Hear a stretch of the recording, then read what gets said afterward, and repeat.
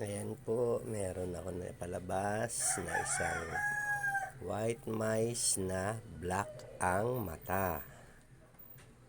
Ayan po, nag-iisa lang po siya sa kinross ko na almost done. Hindi pa siya nape-perfect na maging puti lahat. Tapos black yung eyes. Kasi meron pa po siyang isang part na black sa katawan. Yung eto siya, almost done na makapagpalabas ako ng white mice na black ang mata. Yan po, I made this almost perfect. Nakapagpalabas na ako dati ng ganito, perfect na isa lang, male siya.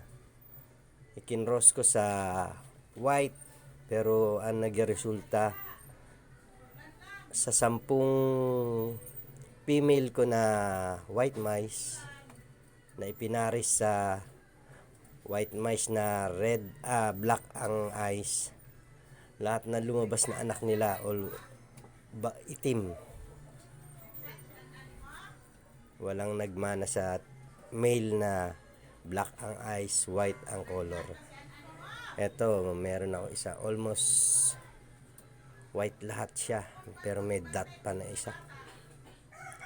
Maybe next breed neto, ipe-pair ko siya sa white mice na red eyes.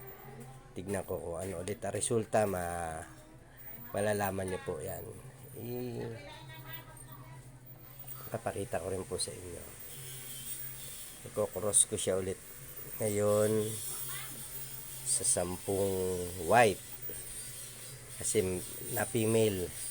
Kasi ito siya, male siya, male. Kita nyo po, male.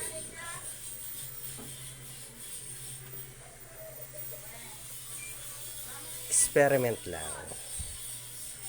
Hi cutie cutie. That is for today. Boy rat po, ang mahilig sa daga. Thank you po for watching my video. Bye bye for now.